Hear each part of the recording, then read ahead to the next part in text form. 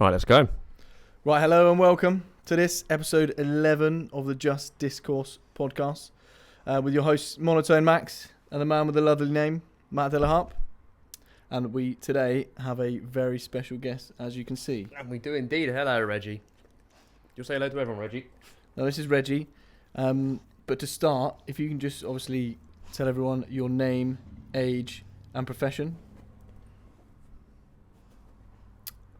No? Okay. He's a bit shy today. He's a little bit shy today. I'm sure he'll settle down in a bit. Yeah, that's all good. But how are we doing then, Matt? Yeah, I'm doing good, buddy. I'm making a friend here.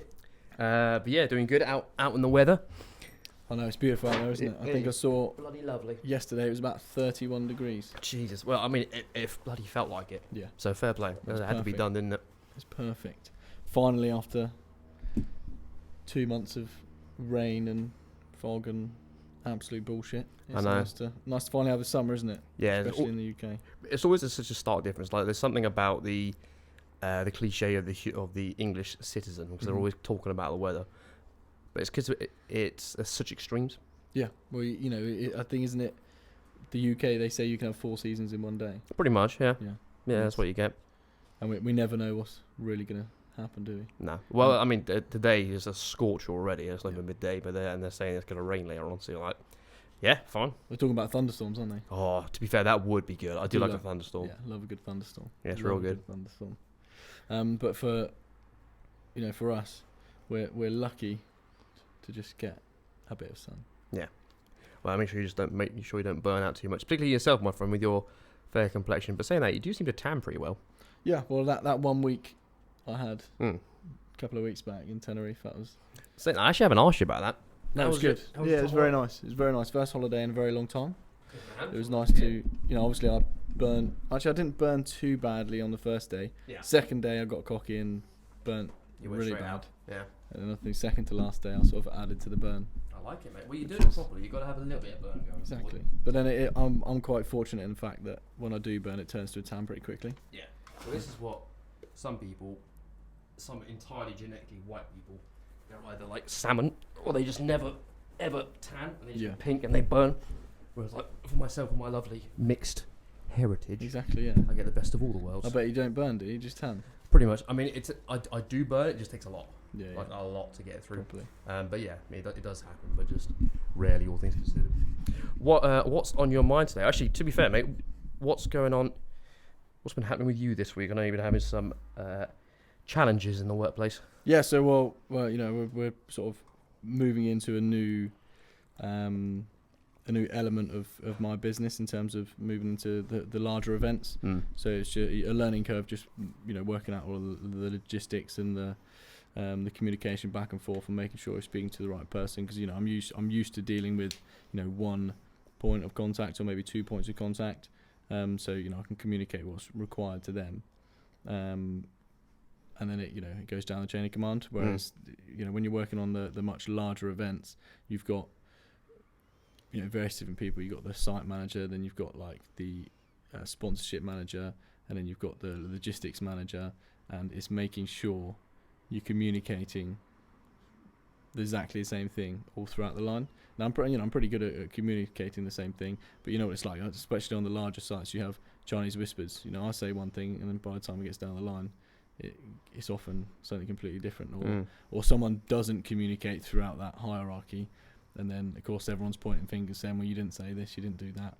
And it's it's making sure that everybody knows exactly what's going on and for what reasons, etc., etc. So, it's been a challenge. It's good fun. It's nice to move into something slightly different endeavour, and, add another string to the bow, as they say.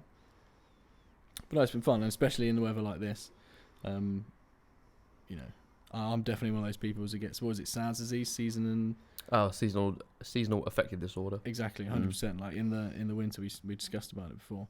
Is my energy levels tend to be quite a lot lower, and then as soon as the sun comes out like this, I'm like a little 5-year-old. I just start bouncing off the walls and stuff like that. So. Well, I was going to say, mate, because I saw you over that time frame, and you still got shit done. So this is you must be a powerhouse when you're out about here.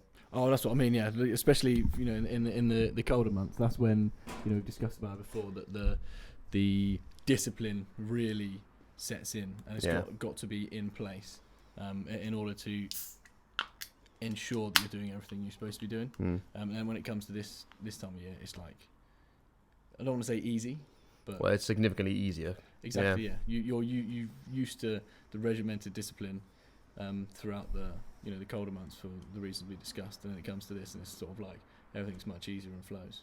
It is remarkable the amount of difference we as humans get in our energy levels throughout the year. Just the pure effect of having that sunlight and that warmth coupled together gives you so much more energy. Yeah, well, I think we touched on it in the previous podcast about the sun and my beliefs on the sun. But obviously, this time of year the sun's close to the earth, or the earth is close to the sun, more relative.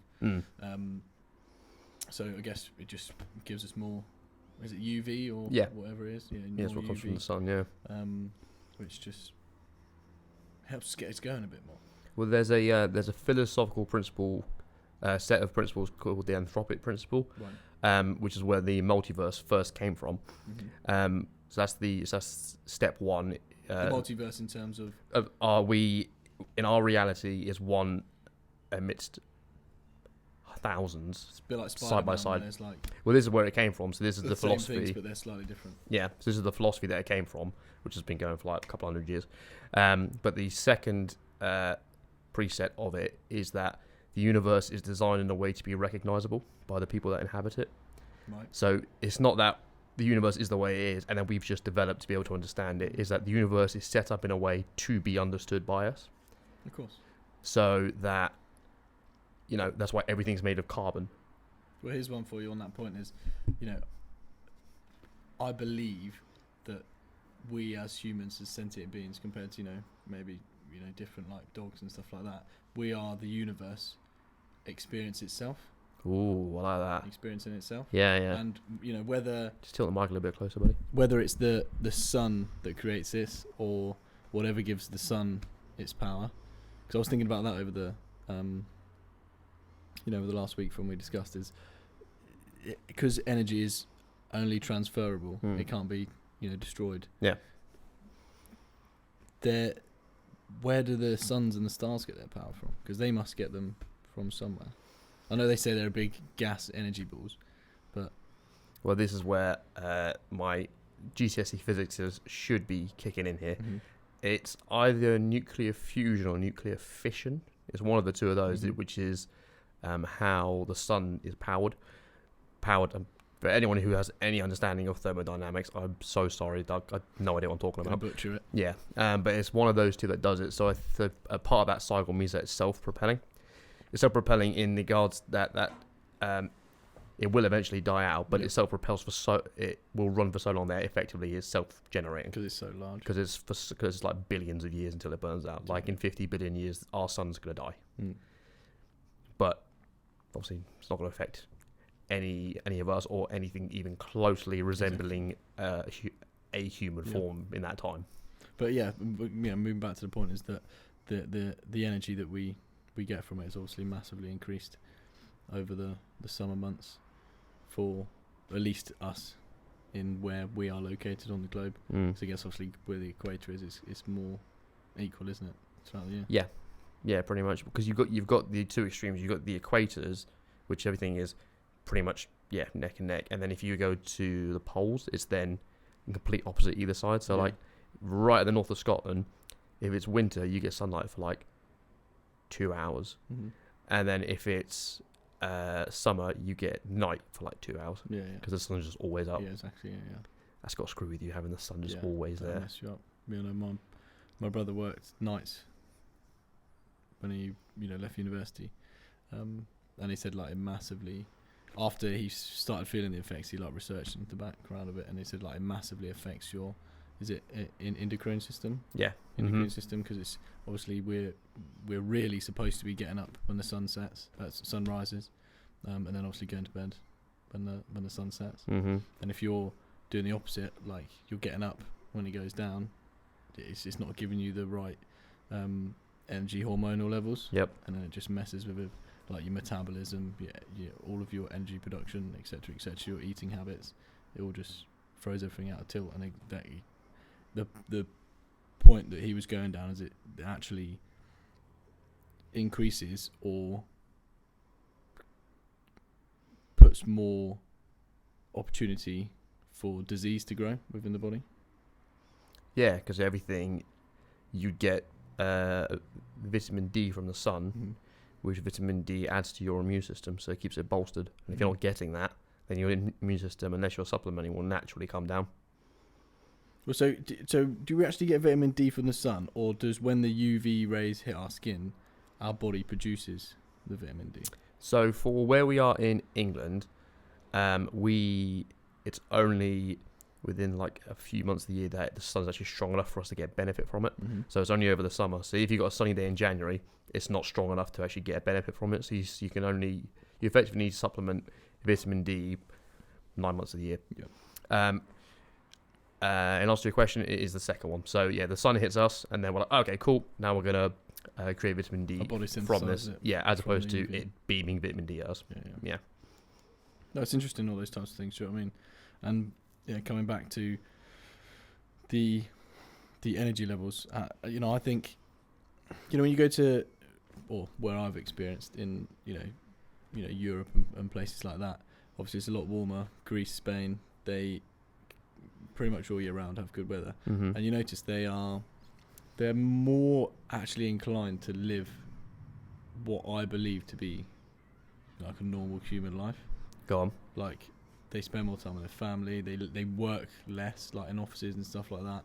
They're more about the food, the health, and the relaxing and enjoying their lives. Whereas you notice in the UK, England especially, it's pretty much just work, isn't it?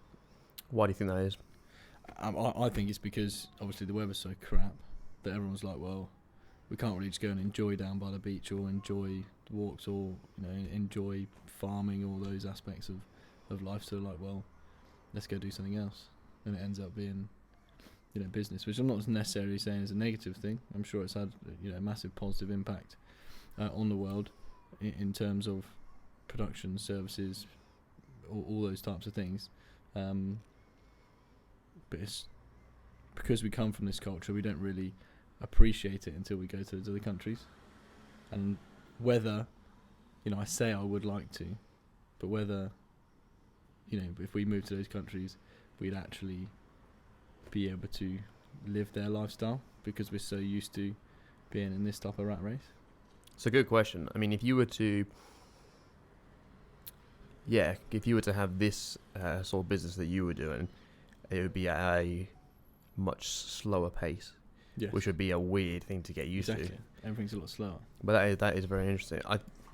Do you think there's an aspect for it due to the size we have as well? Because we're a very small country, particularly if you compare us to Spain, Germany, France. Even Italy's bigger than us.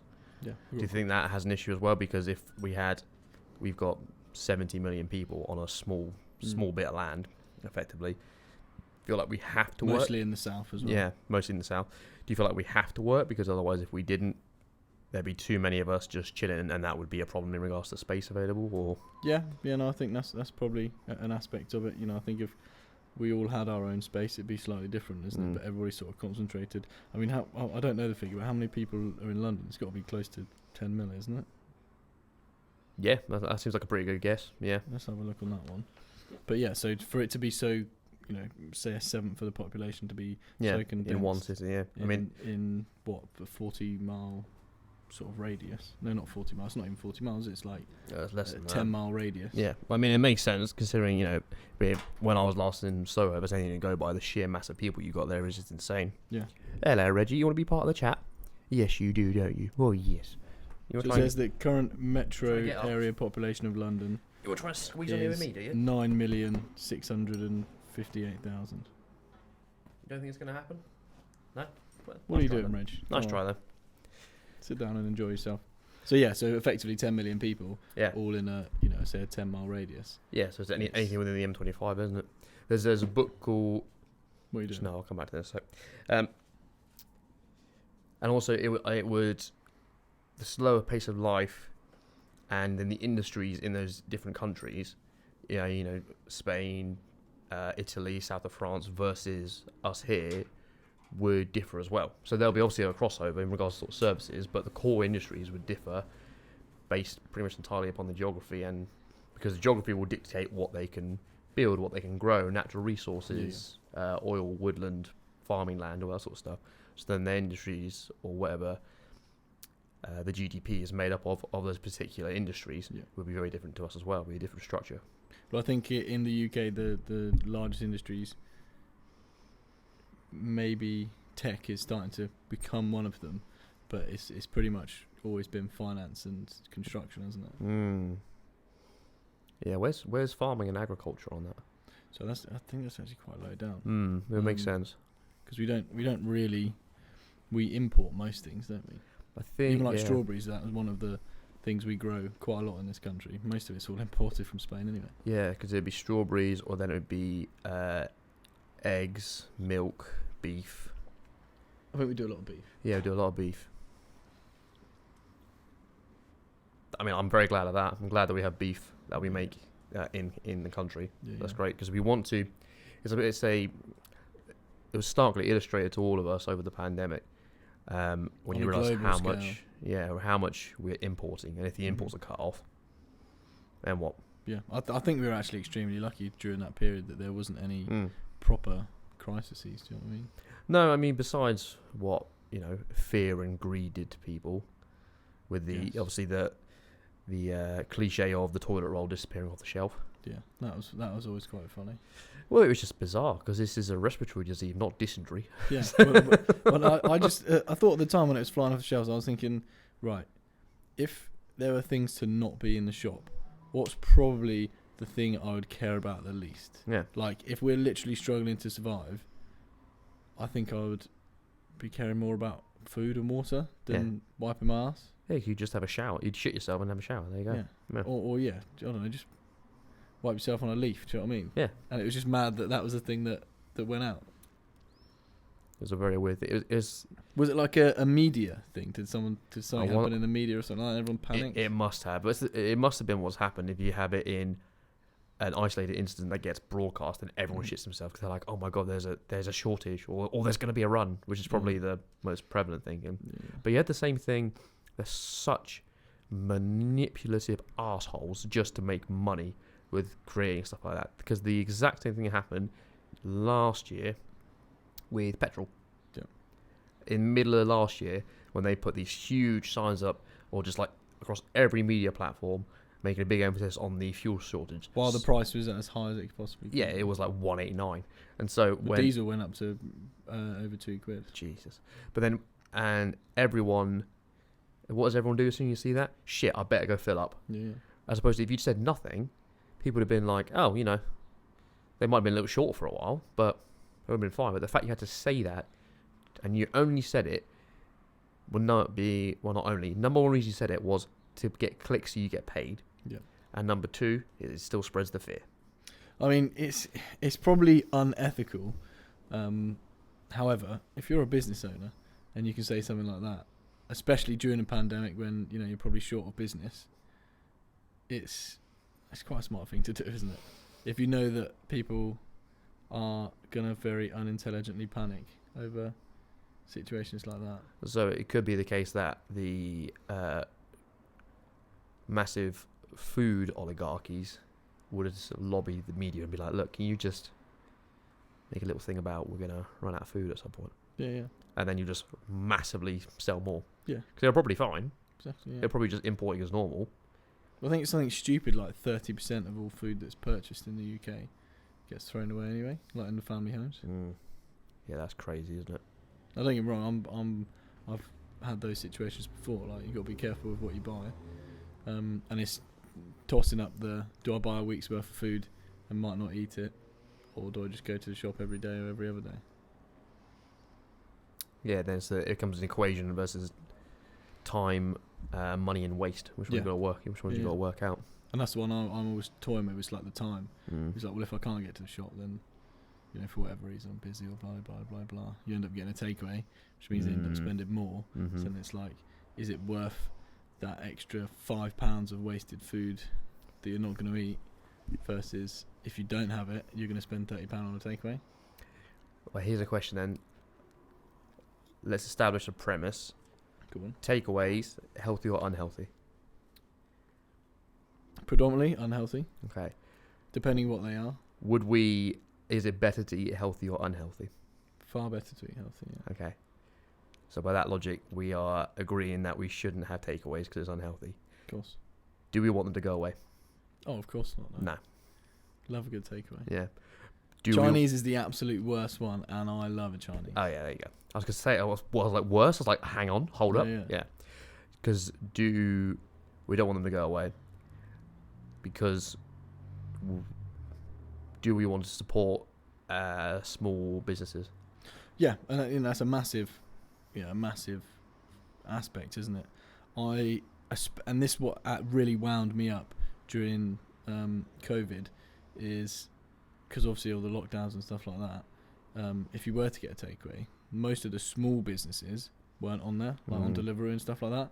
And I much prefer spending within my community to keep the money circulating, going to the people that are going to be helping in my community, spending in my community. Whereas it's all going to like Nando's or all the big corporations, while they're sort of sat there rubbing their hands. We were all just getting, and we didn't need to get takeaways. I'm not saying it like it was a requirement. But again, there was a sign in one of the Chinese shops up in Caversham, and it said, well, two things, which I thought was terrible, is because of the whole China virus. They were saying, like, they put a sign up saying, look, because I don't think people were going there because they were worried about COVID. Jesus Christ. Do you know what I mean? Like the real idiots. mental shit, and they were like, we've been here for like our whole lives. Yeah. We're not Chinese, or like we are Chinese, but we're English. British citizens. We're British citizens, been here forever. Like, and we've lost masses of revenue, blah blah blah blah blah. And it's just a shame that things like that can massively affect the local community when they've been here providing an excellent service for so many years.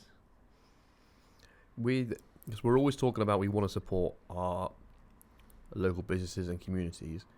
It's never said that we want to support the big ones, the corporates. No. What is the need? What's the benefit of a big corporate company versus a small independent? What's the benefit of Nando's versus Oriental Palace? That's a good question, really. Which I never really thought about, but let's try and come up with some aspects that come to mind. I mean, say with Nando's, which I think is the business model for most of the food corporations, is they know that wherever you travel, humans like comfort, don't they? They like to know what they're getting and feel comfortable. They know they're going to get the same thing wherever they go.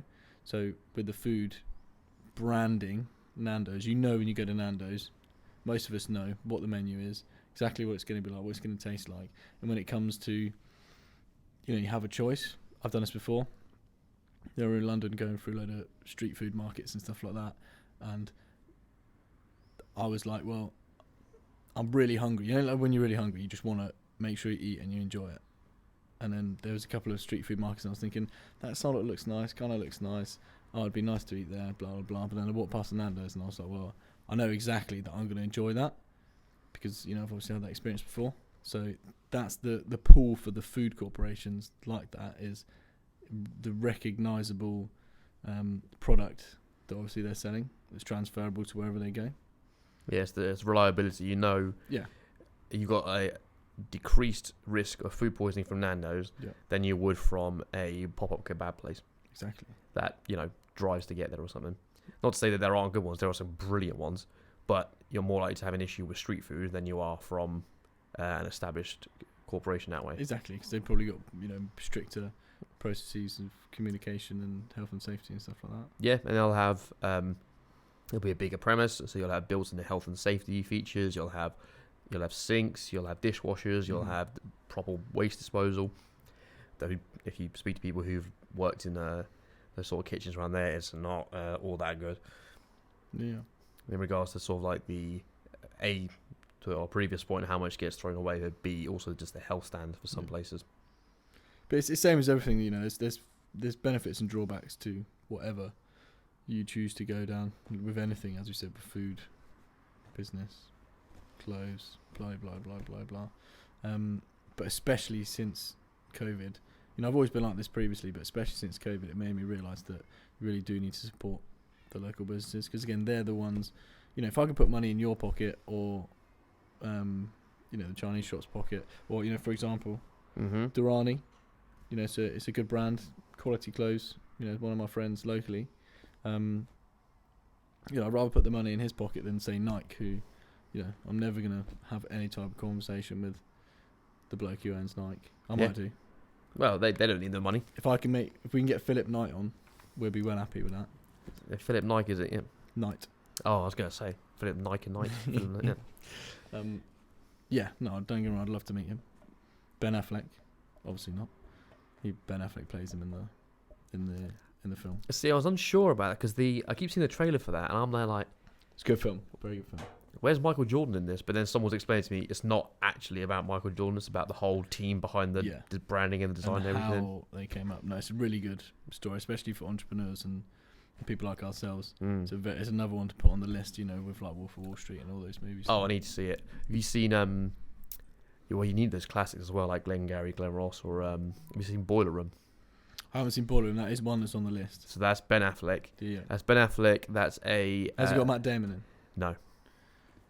You can't have Ben Affleck without Matt Damon, surely. Armageddon. No Matt Damon. I haven't watched that for years. Batman. No Matt Damon. But Boiler Room's good because you've got Ben Affleck in it, who for him actually plays quite a minor role. But you got Vin Diesel, but it's like a slim Vin Diesel. Really? Yeah, but it's good. Like he looks great. Like he looks better than he does now, because now he's just kind of like roided up and kind of like powerlifter fat. So he's strong, but just kind of like big. Whereas then he's like, two-piece corporate suit, very slim, very put together, and you're like, fair play, mate. Looks good. But that's a good film because you've got that one's all about very, very similar to Wolf of Wall Street in regards to the premise of how they're selling fake stock. Yeah. But with this one, it's about the guy in it. The main character is, I can't remember his name. It's something Giovanni Ribisi, who is, people will recognise him from Friends, where he plays Phoebe's brother. So he's the main character.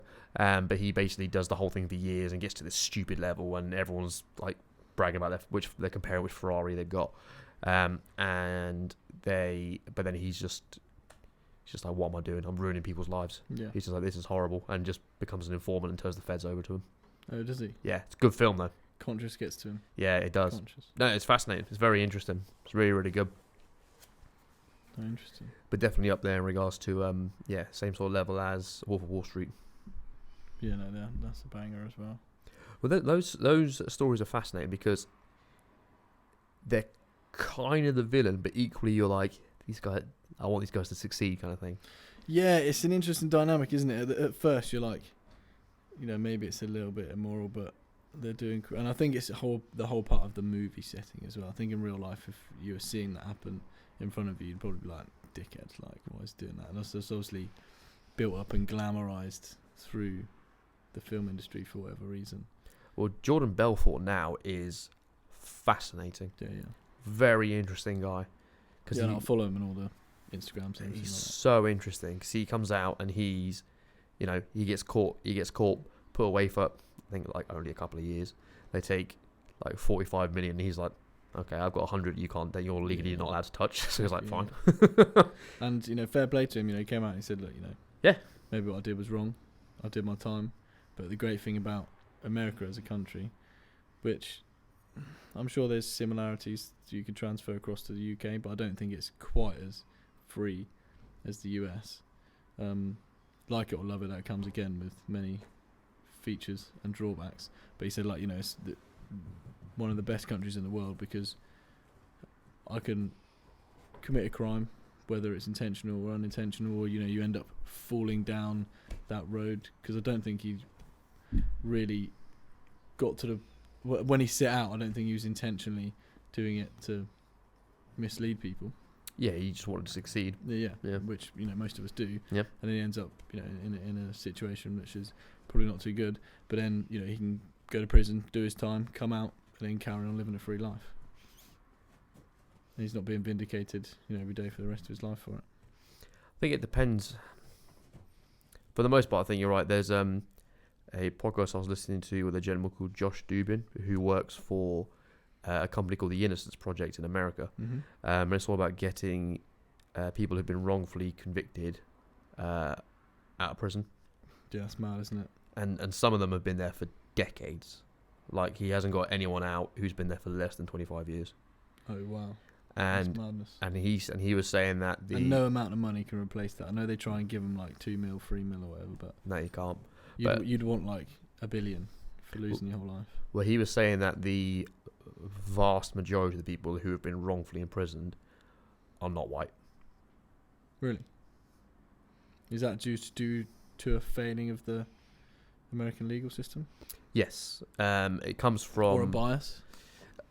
All of the above. He said up to a certain point, so he's a New York state lawyer, mm-hmm. And so Sing Sing is the big penitentiary up there, and It's called Sing Sing? Sing Sing is the Sounds name like of a Chinese restaurant. It sounds like a very good Chinese restaurant, but no, it's a penitentiary in New York. Oh, okay. Very weird.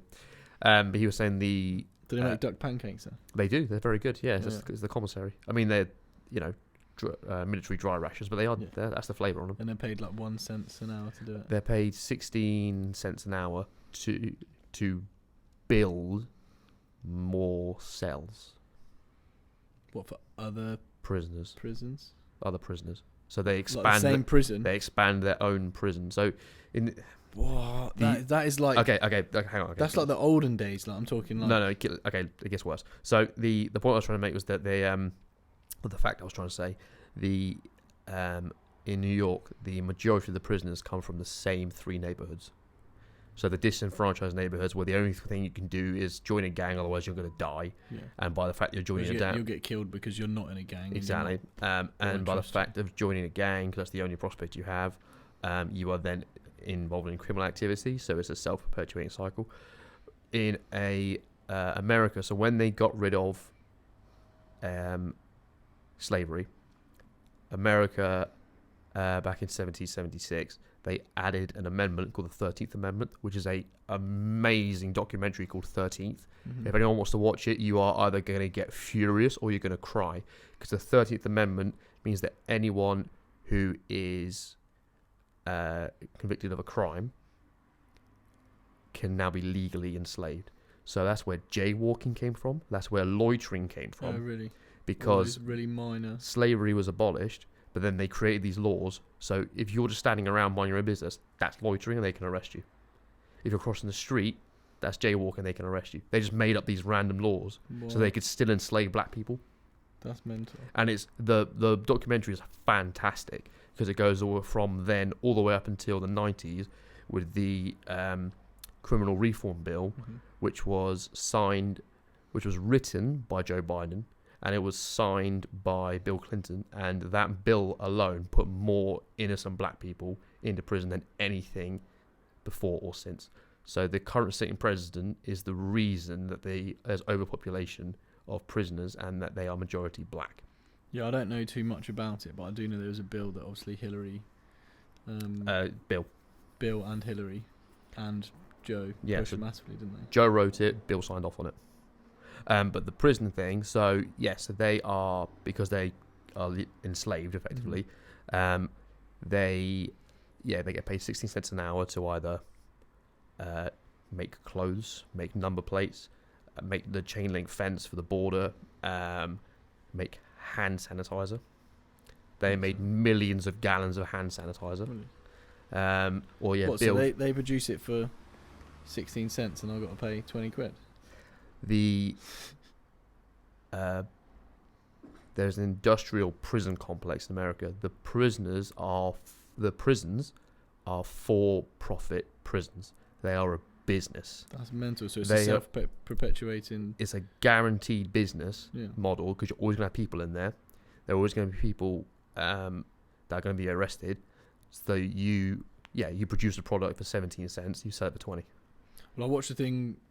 Where did I see it? And it was basically on like young offenders, and that they were supposed to be in there for literally like a month or 2 months or something like that, and the owners of the corporation and the company and the person who ran each prison or depot, as to say, because they're basically like mini prisons, like mini open prisons, like psychiatric type places where they're there to actually reform them, and they got done in the end because they were, the people are supposed to be there for 1 or 2 months, and they're extending it to 12 months, 24 months, 3 years, when they're only supposed to be in there very short periods of time. Obviously, because I can't remember whether it was from the state or from wherever, the longer they're in there, obviously the more they got paid for it.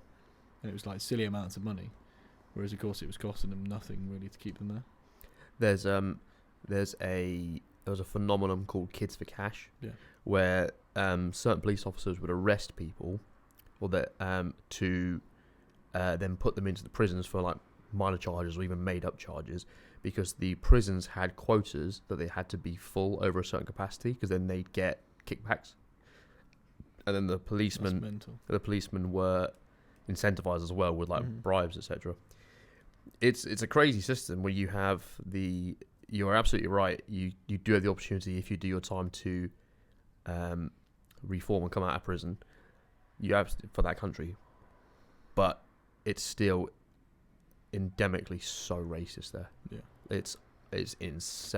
think we're extremely lucky in that respect in the UK. I know there's this whole huge thing at the moment about racism and stuff like that, but I mean, I don't know about your experience.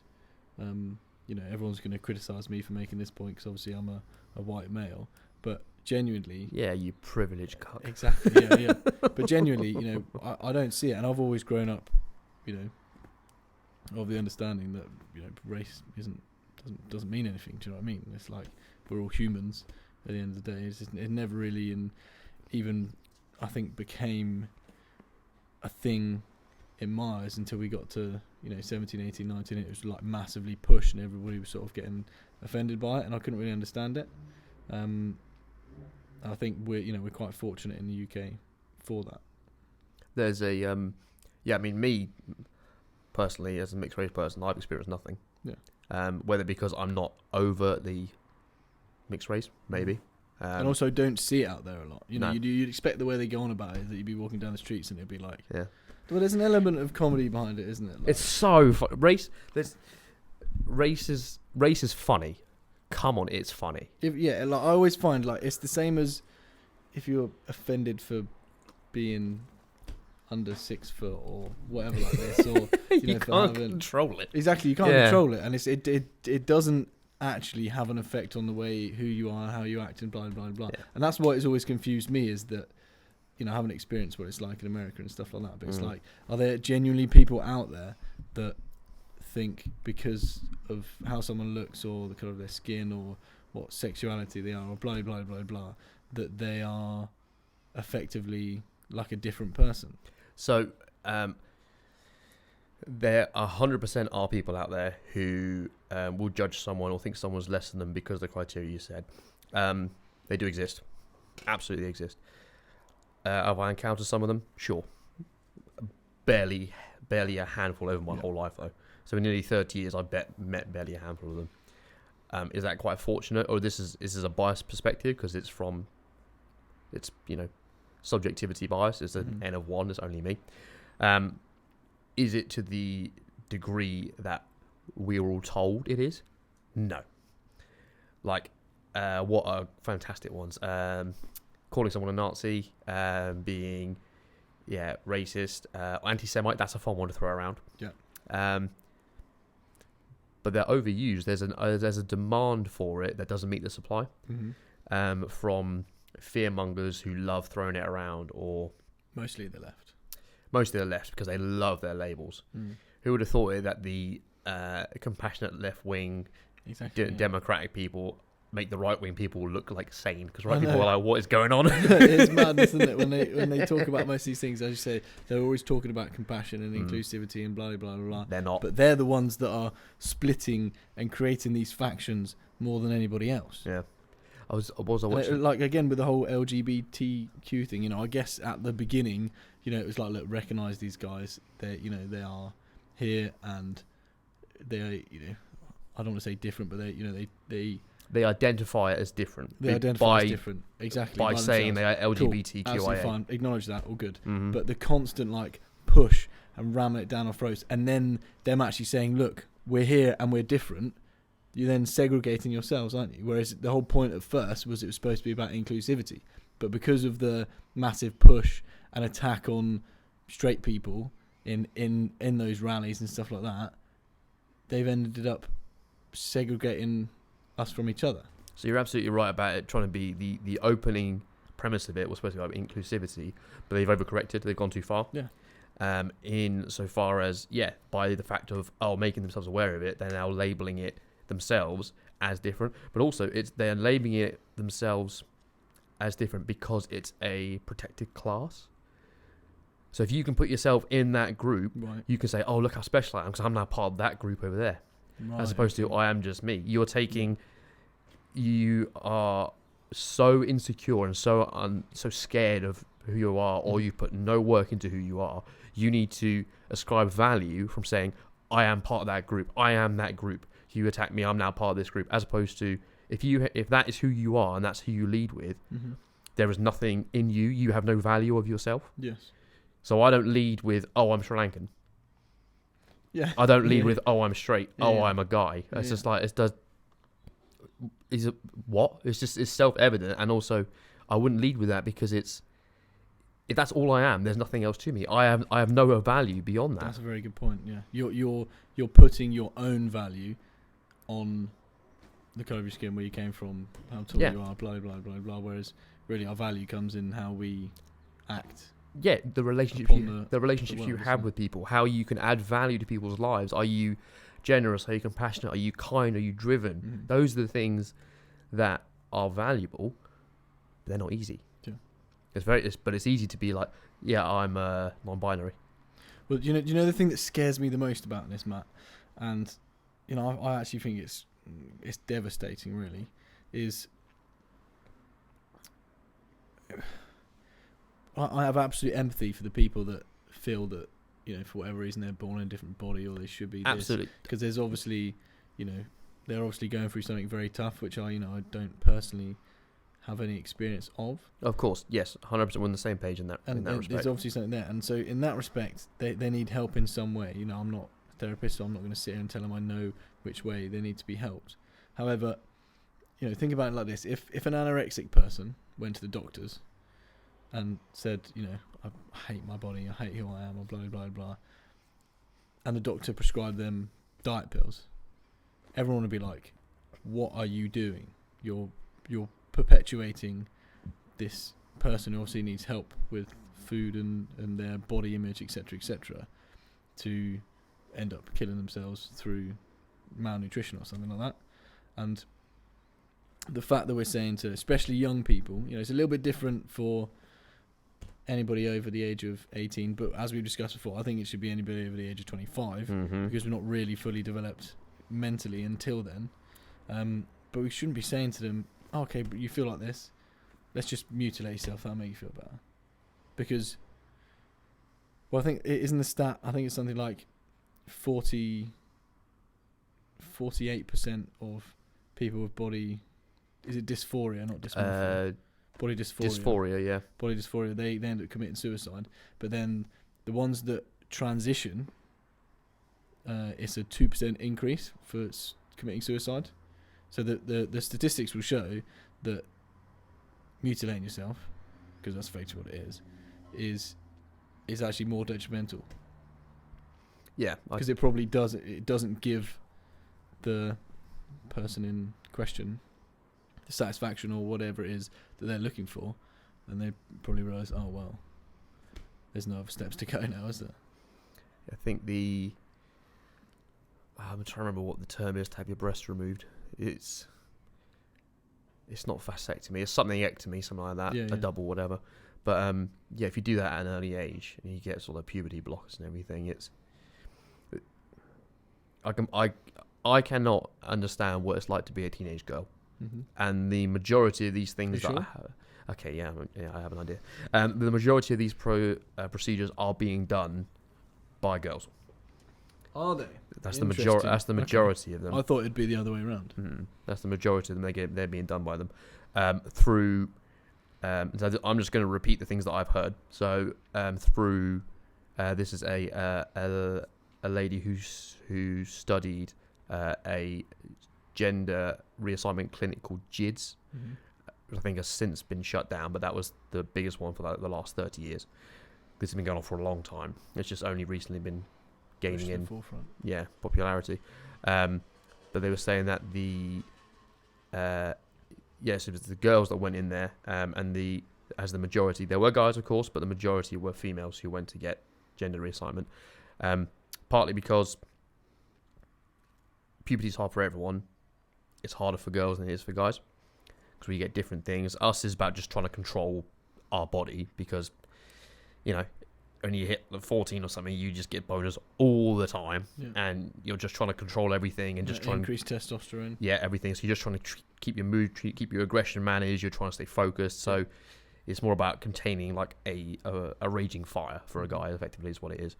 For a girl, it's you have all of these change in moods, so you get really low because of the influx of estrogen and progesterone.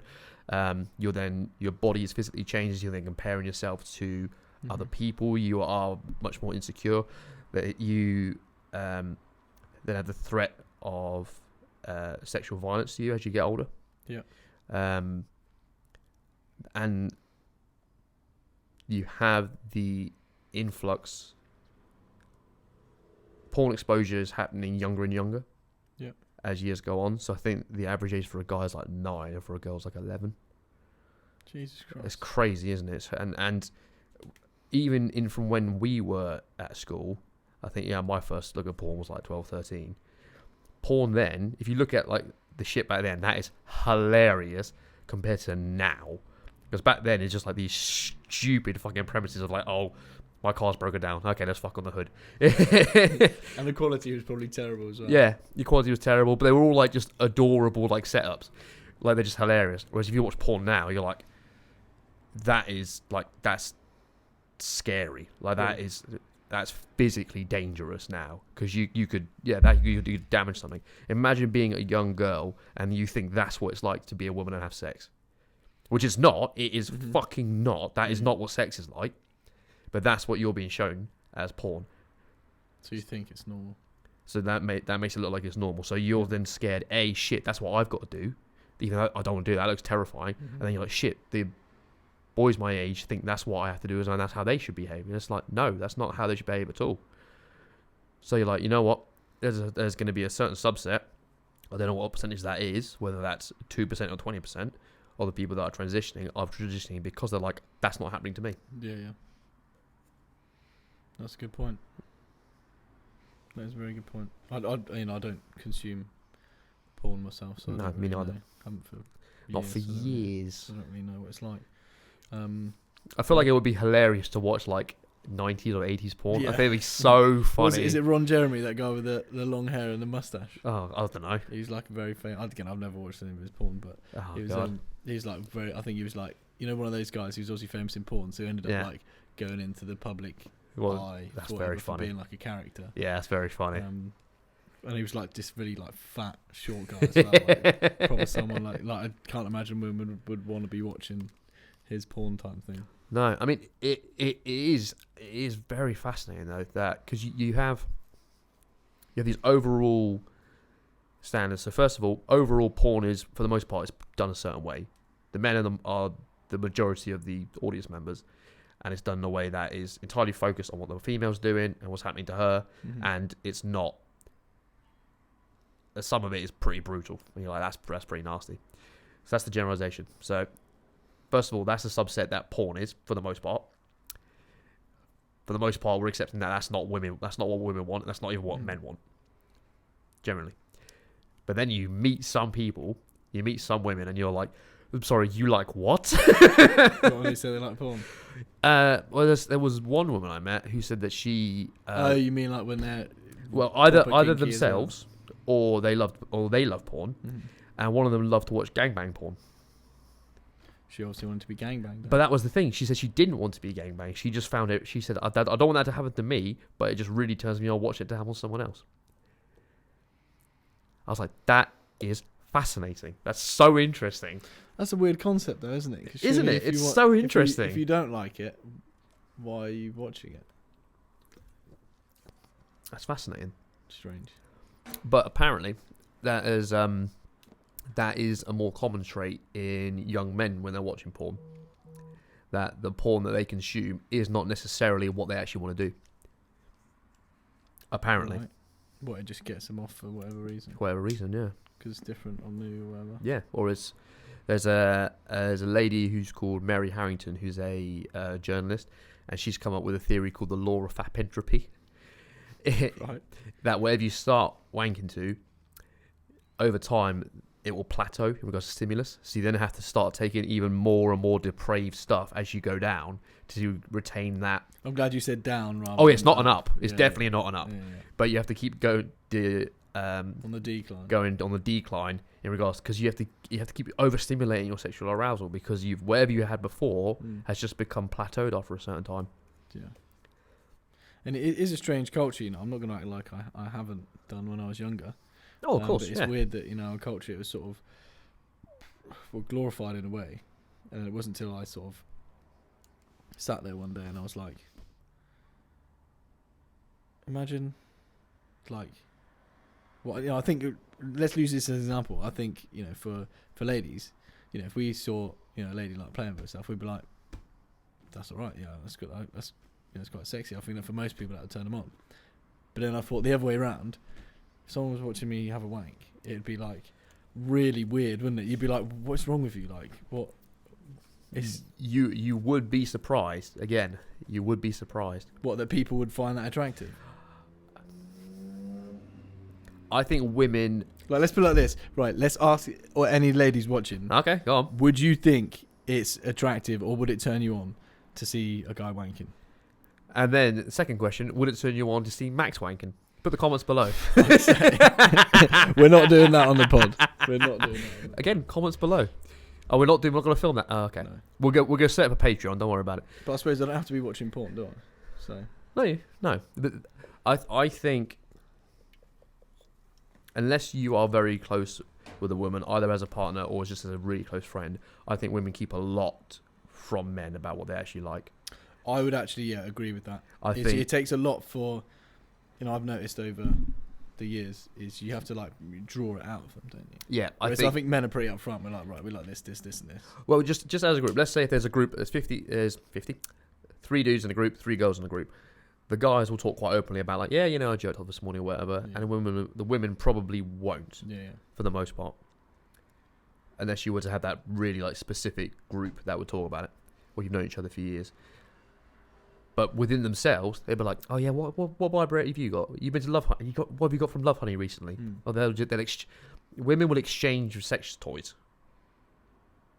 They can't do that, surely. Women will exchange sex toys. No, 100%, 100% true. No. When I've asked them about it, they've been like, "Yeah, well, I wash it and then I'd hand it over." They exchange underwear. They exchange... See, that's one thing blokes don't ever do they? God, no, because we know we're filthy. It is an interesting thing with ladies is, even with normal clothes, I don't think blokes ever tend to borrow other people's clothes. Unless you're like in the middle of nowhere or something, you're like, fuck, it's cold, I need a jumper. If you're Robbie and Max, that's a different story. Is it? So the Max I'm talking about is Max Barnbroyes, who was on episode 4. And Robbie Waldron, who was there as well. So those two, I've seen them together take their clothes off and swap. Really? They're lunatics. I mean, they're crazy. That's just what they do. Fair play. I just think it's a bit. Well, I can't really tell you why I think it's weird. It's just something we've. Well, it's also they do it. You know they're doing it because they're just fucking around. It's a bit. Yeah. It's funny. Yeah. They're not doing it to be like, oh yeah, I really like your shirt. I really like your shirt. Yeah. I want to wear your clothes. Yeah, I want to wear your clothes. I'm like, all right. But they do it. They do just so much stupid shit just because it's funny. Whereas women will actually be like, oh, that's really cute. You're like, yeah, have that. It's fine. They borrow like each other's shoes. They borrow each other. Yeah.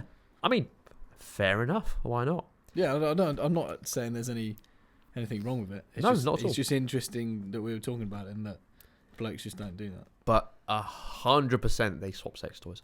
100%. Are you sure? 100%. That's going to force me to look at women in a different light. Mate, when I found out that women watch porn, I was like, huh? I know some people watch porn. Yeah, I do as well. But find in my naivete, like very small amount.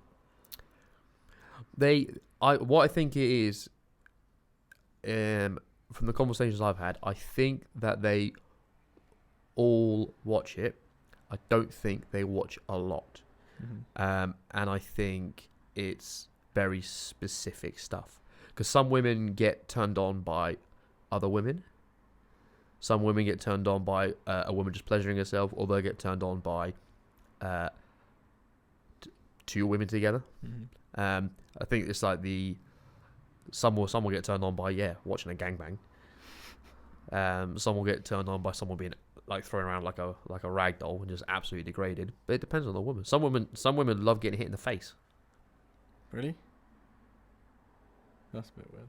Nothing I've experienced myself, but I've talked to people who have. No, dead serious. Yeah. Nothing I've Well, experienced. for putting that disclaimer in Yeah, there. I need that disclaimer in there. She told me she loved it.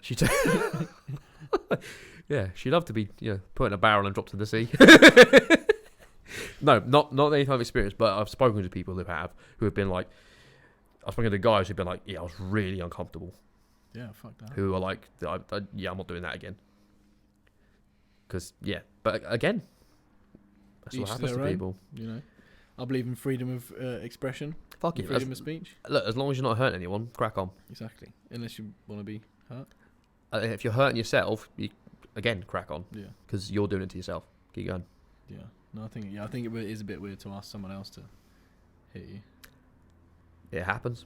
I mean, it's different for blokes. If a bloke said, "I'll hit you," like hit me or something, most blokes would be like, "You sure?" All right then, bang. Yeah. Go I wouldn't even question.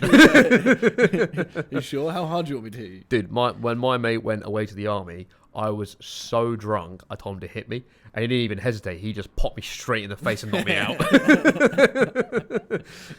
Well, I think we're sort of that way inclined, aren't we? Like, I know especially in society these days, we're told it's wrong and it's toxic masculinity and stuff like that. But It's fantastic. throughout all of human history, other than the past, 30, 40 years? Yeah. Well, even in our parents' generation, they had football hooliganism and all that type of stuff, which is, an outward expression of how men are. There's something in us, and we love a good fight.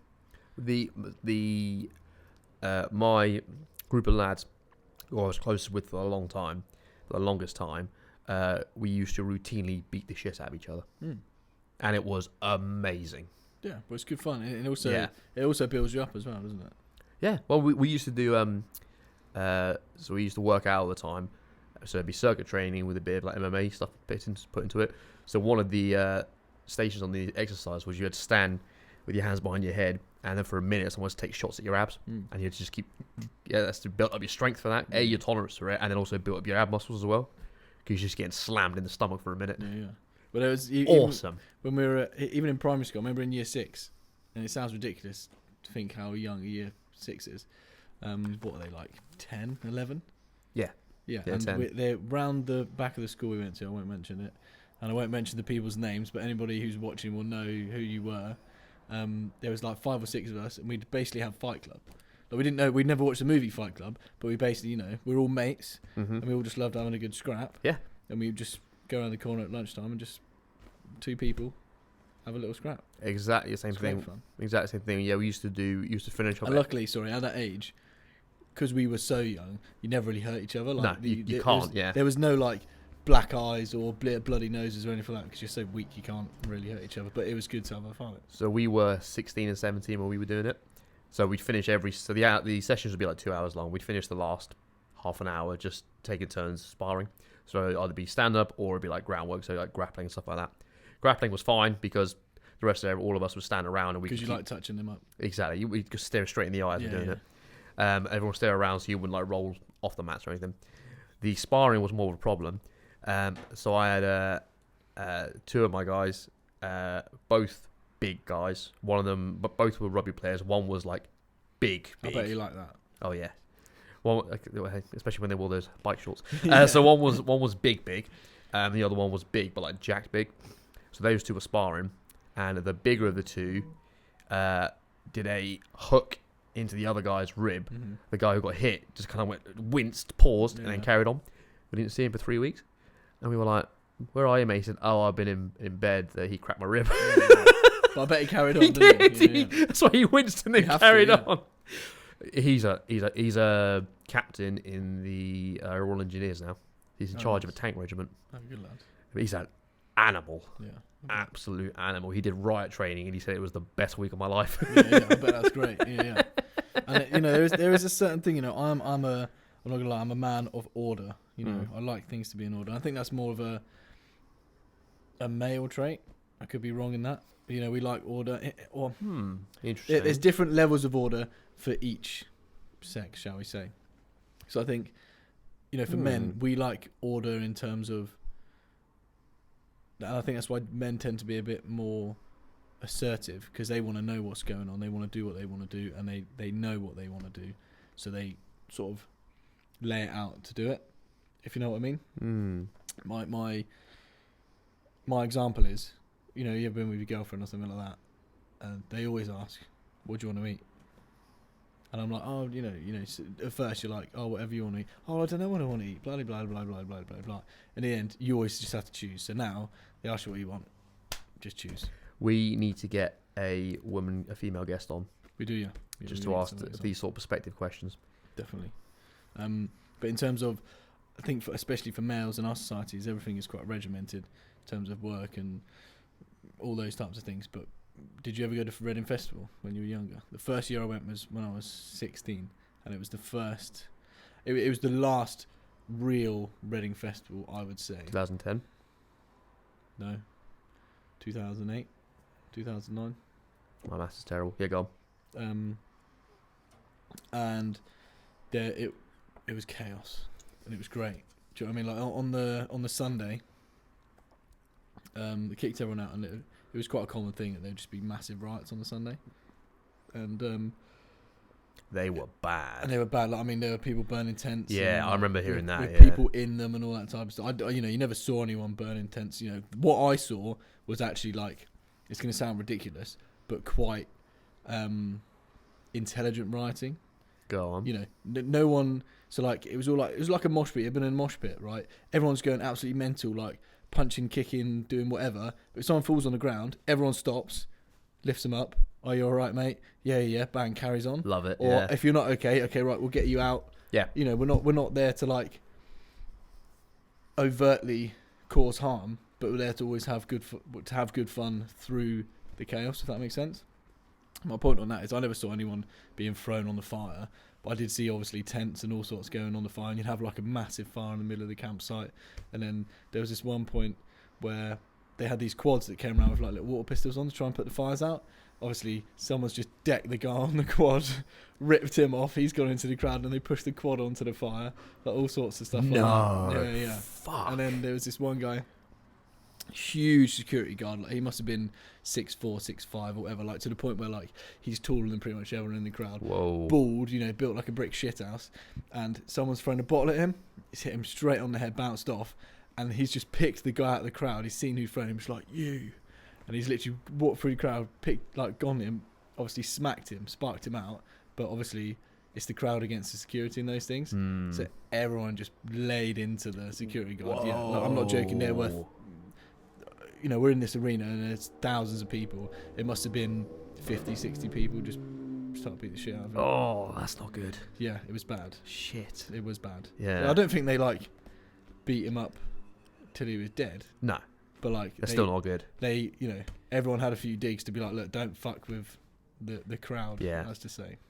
The security shit is crazy because if you look at a main stage for Reading Festival, Reading Festival capacity is like 80,000. It's so placid these days, though. I went about 4 years ago.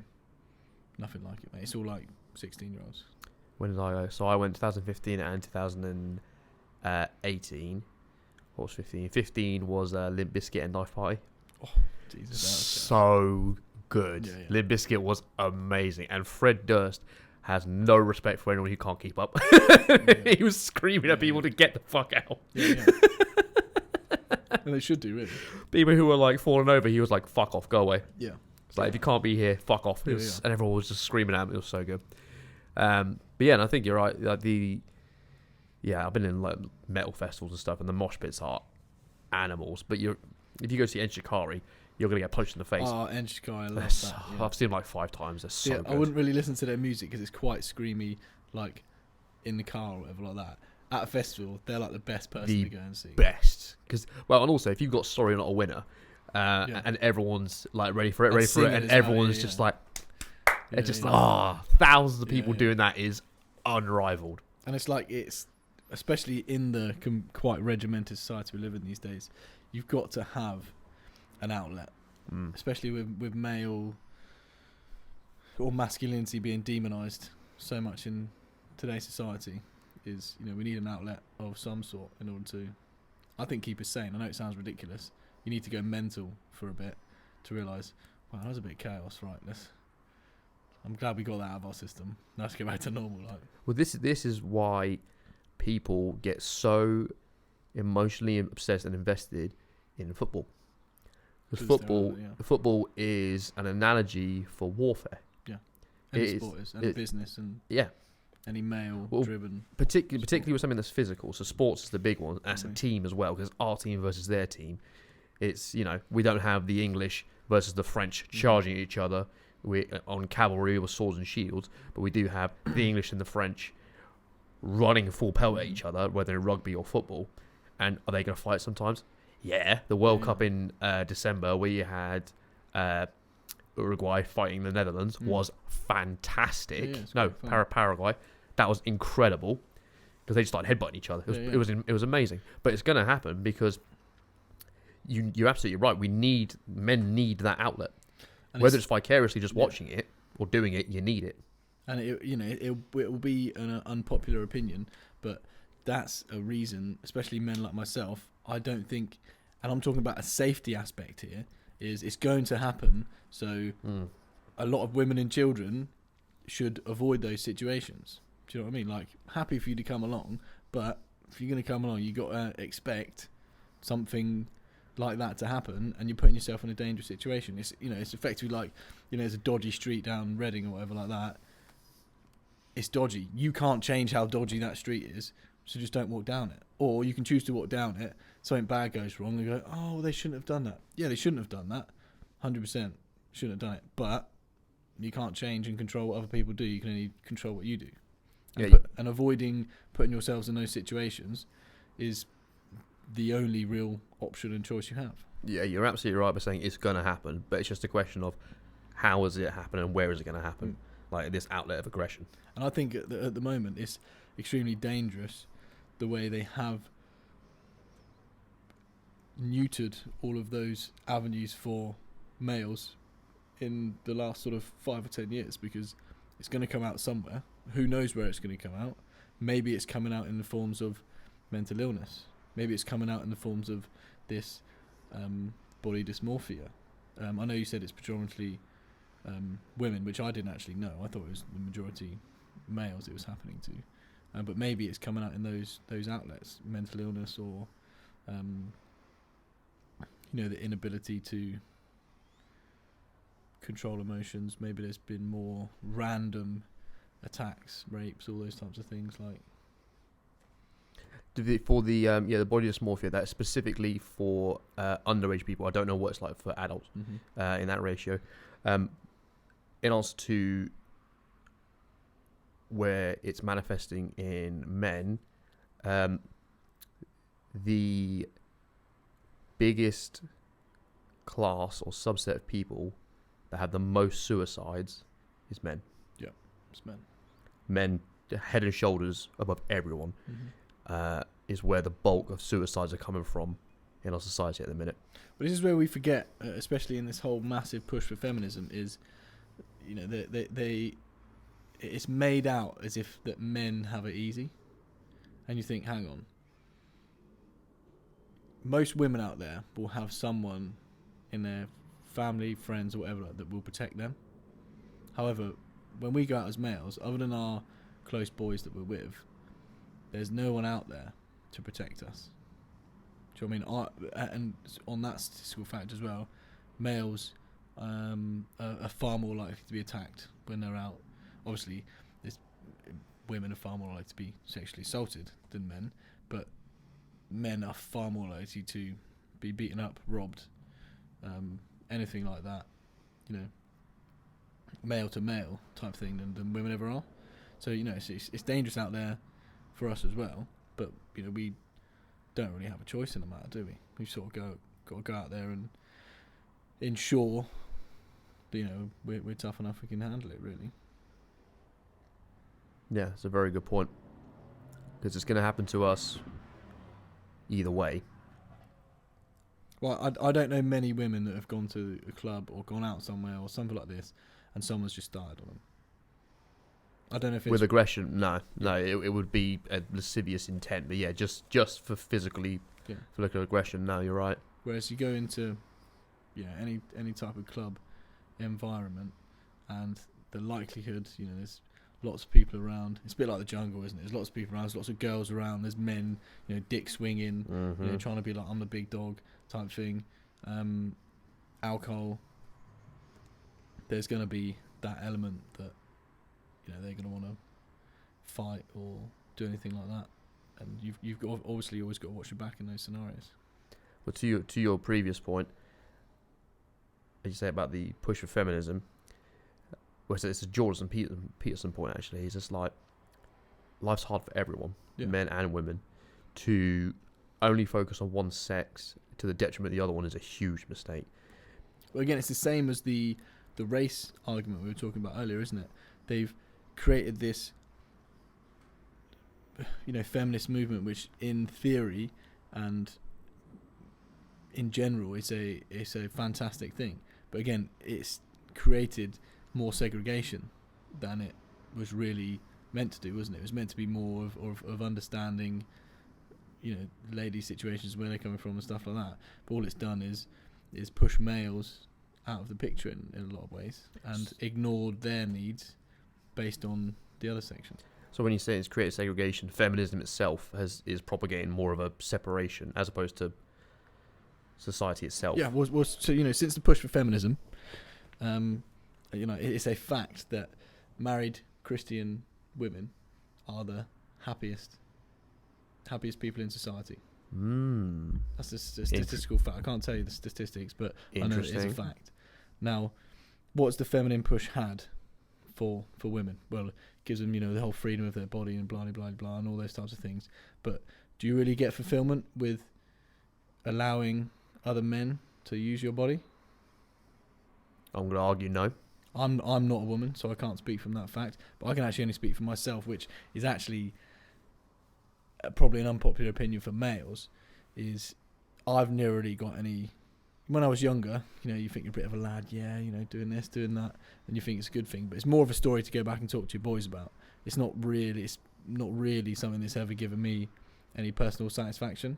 I've always been of the opinion that, we're here to start families and stuff like that and procreate. So you want to have some type of meaningful connection with the person you're with rather than just going out and shagging anybody else. There was this the doctor I was listening to used to do lectures at universities, and he's asked this whole auditorium, 50% men, 50% women, how many of you go out clubbing? And they all put their hands up. He said, how many of you go out clubbing to find someone to sleep with? A little bit less, but most of them put their hands up. How many of you get absolutely obliterated to achieve that? And again, same lot put their hands up.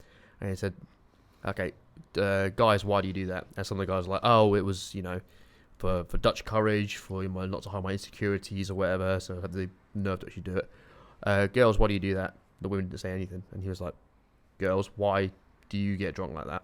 And one stood up and said, so I don't feel anything. Mm-hmm. So they're getting drunk so that they can have sex with someone, and they get drunk so that they don't feel any emotion towards them. And it's, I think it's different for women as well because it's more sacred. Yeah, I mean, I cannot comprehend of what it's like to let someone or have someone inside my body, particularly when that action could end up with me being pregnant. That's the point as well. Is there's no risk for me when I'm out. Yeah. That I'm gonna get pregnant. Do you know what I mean? And affect my body in a massive way, affect myself, my career, blah blah blah blah.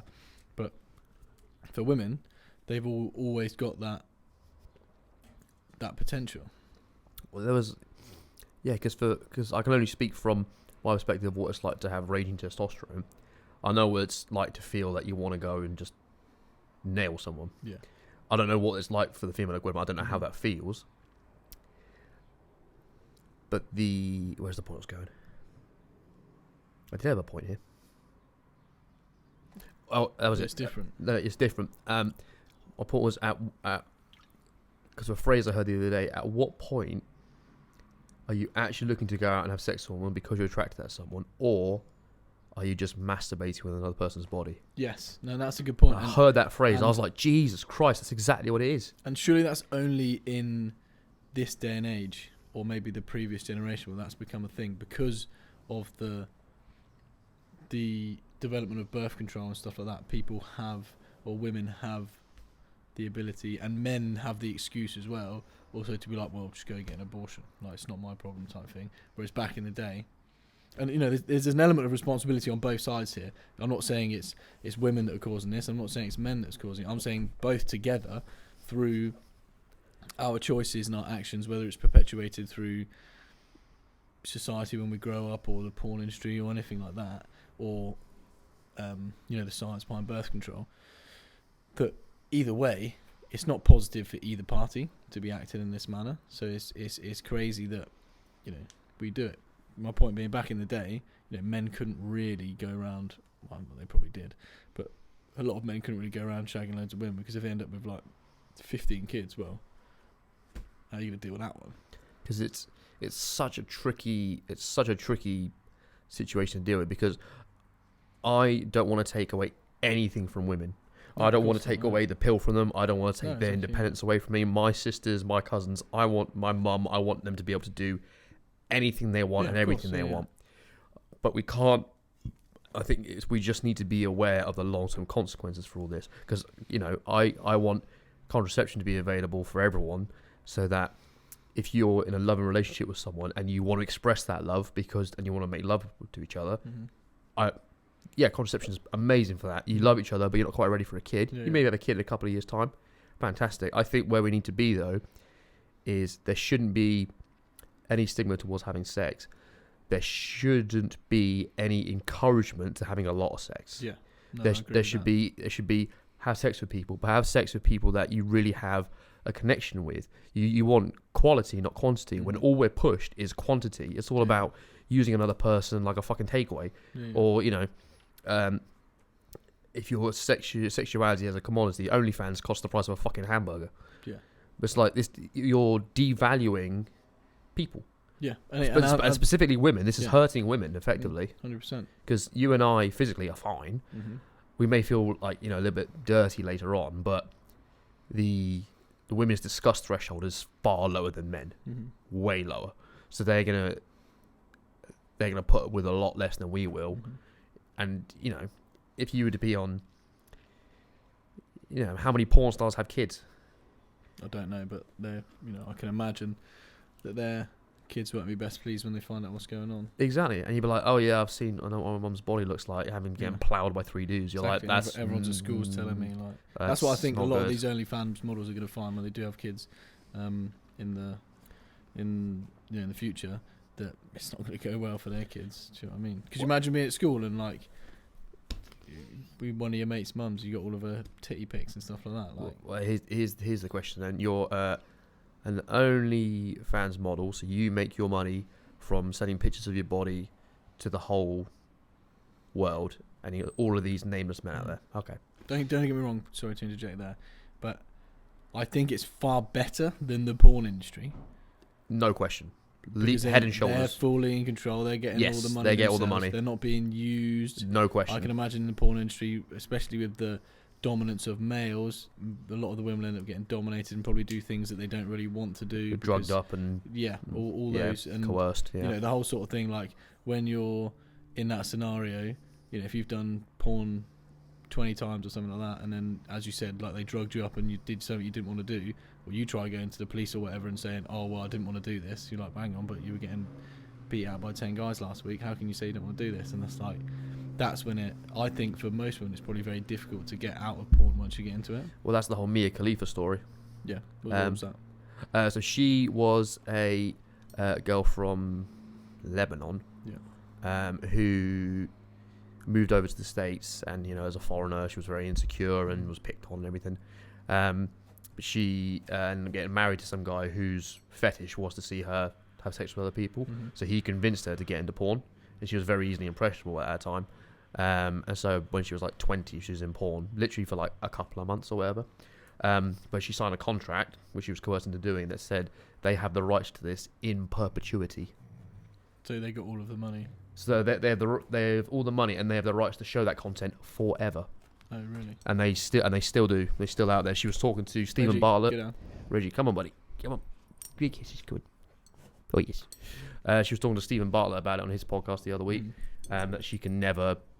That's not her property. That's not her intellectual property. It's theirs, and they can show it to whoever, always, wherever, however they want, forever, and get all the revenue from it. Because it's her body, isn't it? Yeah, but because she signed that contract in perpetuity, and she signed it when she was 20, she was just a kid. Yeah, didn't really understand. Didn't know what was going on. Anything like that. Yeah.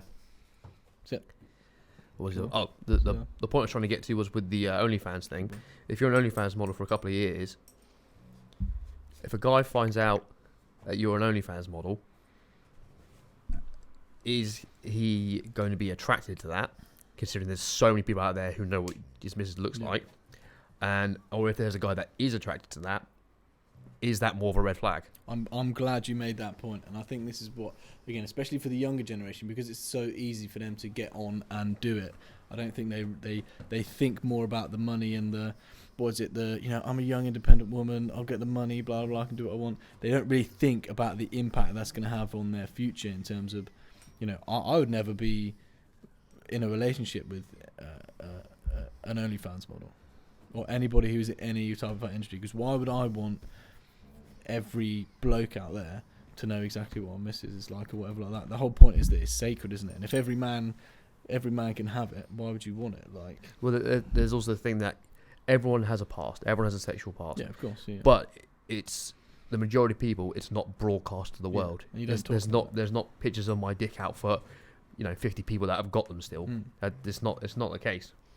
So yeah, you have a past, but it's not broadcast to the whole planet. So, and as you said, the males that would be interested in that, are they really the type of men that you'd want to be in a relationship with? Yeah, you're gonna have it's good. We don't know. This is such an early invention. Yeah. You know, OnlyFans is what, 4 or 5 years old, and it'll only play out in front of us, won't it? Yeah. And do you know what's extremely interesting about the whole OnlyFans thing is, I remember when OnlyFans came out, it was like for celebrities and people like that just to post their own normal content, standard stuff, and then obviously sell the images. And it's mad how quickly it's, whether it's society or those strange men out there that, so isn't it something stupid like 60% of men haven't had sex within the last year or something like that? That was based on 2019 data. I think it's been revised. I think it's switched now, so more women have not had sex than men. Really? Since last year.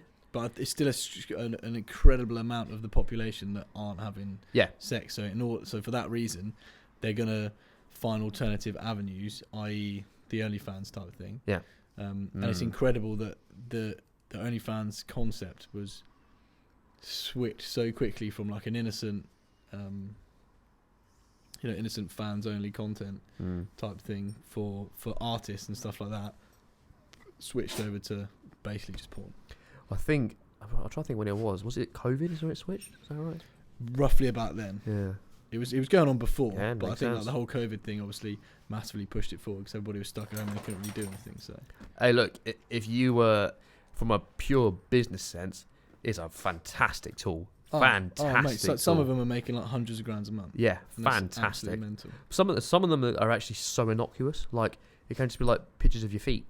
Well, I've actually said that to a few people that I know. I'm like, yeah, I have as well. Like, that's a little bit different. Like, you're not getting your tits or your fan or your ass out. Nope. Fuck it. take photos of your feet, and if people are going to pay you $100,000 a month for photos of your feet, crack on. That's a little bit different. That's very no different. one's ever going to notice your feet. Yeah, no one's going to know your face. Yeah, it's completely different. Or your hands or something like that. Yeah, or same thing with... and if somebody's... this is the thing that makes me laugh. If somebody's stupid enough to pay you £5 for a photo of your hand or your foot, crack on, mate. Yeah, 100%. I for fully support that. Or you get these lunatics who like women's old shoes or old underwear.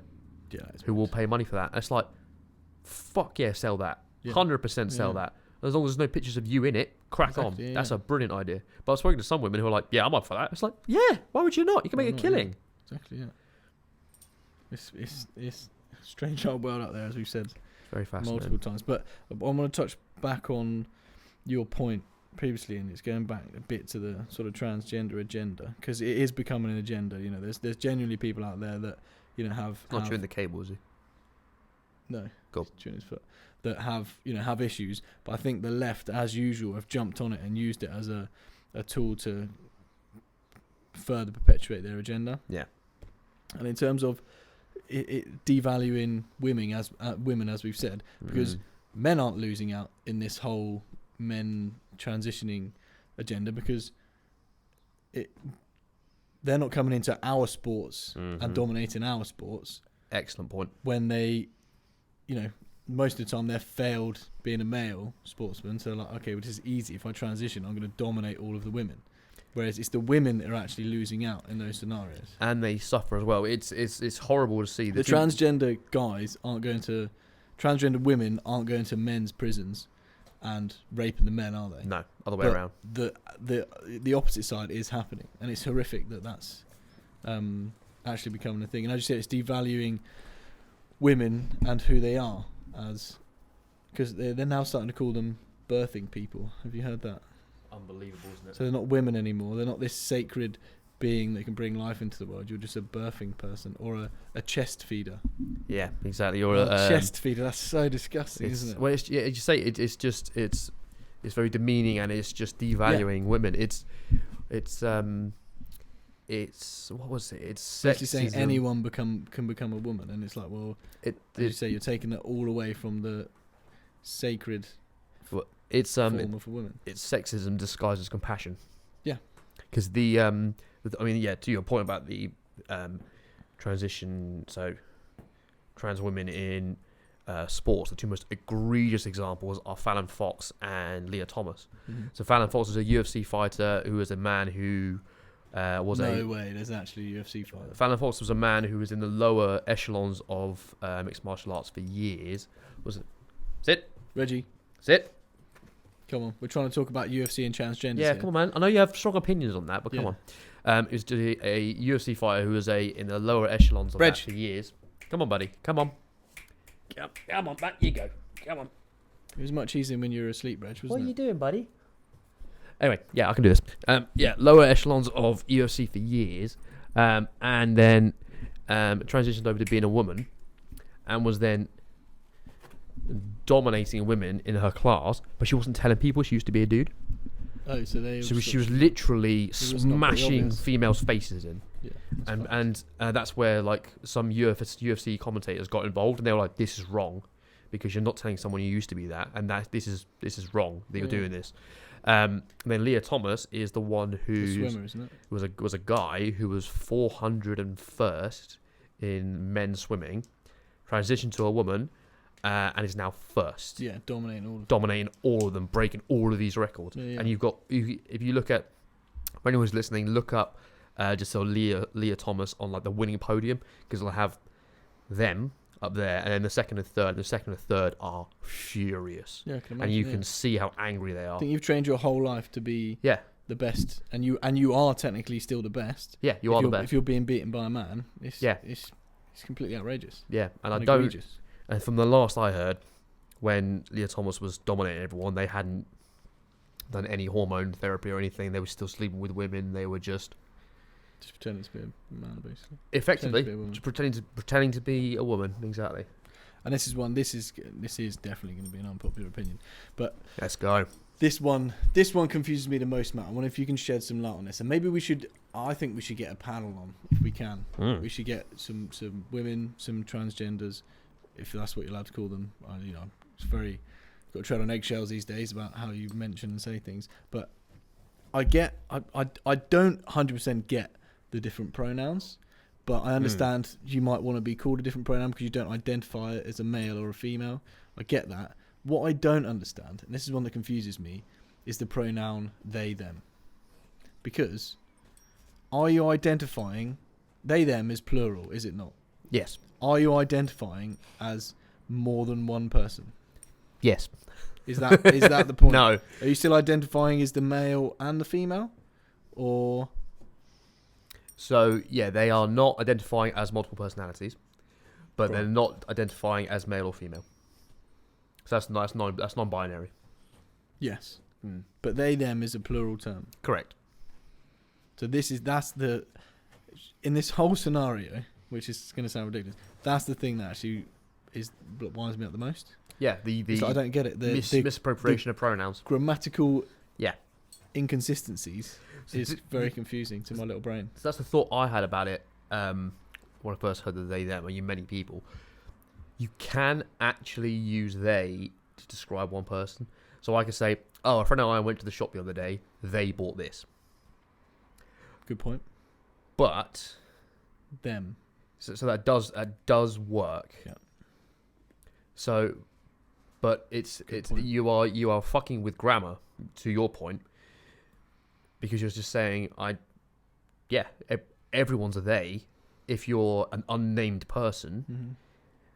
And it's in the past tense and second person. Yeah.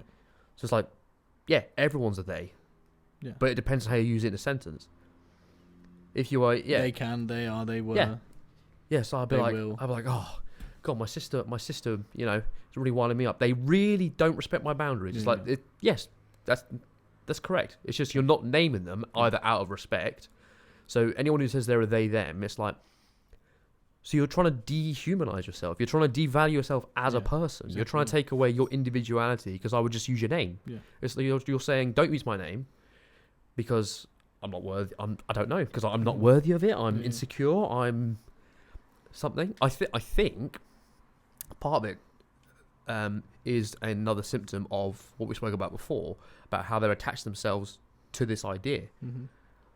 The ideology. The ideology, because you're then a they. You might as well. The ideology and the group rather than what. Exactly, you're a they. I'm just a thing. I'm not a person. I'm not me. I'm just a subscribed to that there. Actually, that's worse then. From a healthy consciousness of a person, that would be worse because I would find it dehumanizing if I didn't have a name. Yes, of course. But this is what's crazy about it, or what's crazy about this? What's fascinating about it is that they haven't had this put on them. They are choosing to self-identify as that. It's like me choosing to have a set of numbers tattooed on the inside of my wrist, Yeah. and wear the same pajamas every day. Yeah. And take showers together. Take showers together with all my extended family. Yeah, only one though. it's a good shower. I think it's just another symptom of that regressing to I am not a person, I am this external ephemeral thing that doesn't actually exist. And you've read 1984, haven't you? Yes. And this is all I see with these movements. It is. I think anybody who wants socialism or any type of ism that really isn't capitalism should read 1984 and come back to right me. Here on the table. Yeah, and come back, and if that doesn't change your mind, then there is something quite worrying going on in society. Whilst they need to listen to Yuri Bezmenov's deposition to the US on YouTube from the 1980s. Yeah, because it's all playing out in front of us, and when you can, we discussed it last time. When you can see the goal and what they're looking for, you can see the steps that will be taken in order to achieve it. But if you don't know the goal, everything just seems random, and it's quite scary. It is. But I think, as usual, we've set the world to rights, haven't we, Matt? We've done very well. I think we've covered a lot of very important topics Thank today. you. We covered them. What about you, Reg? Any parting words, my friend? No, still shy? It's okay. Excellent. Stage fright. Exactly. He'll come on again. He'll love it. Absolutely. But yes, no, thank you to everyone for tuning in. As we said, one thing for ladies, they need to put in the comments below. If you're a woman, would you like the idea of watching a man jerk off? And yes, he is attractive. Comments below. Yeah, see what you think. Right, guys, thank you for joining us. You could have been anywhere today, but you're here with us, so we appreciate that. Please remember to like and subscribe and tune into the next episode.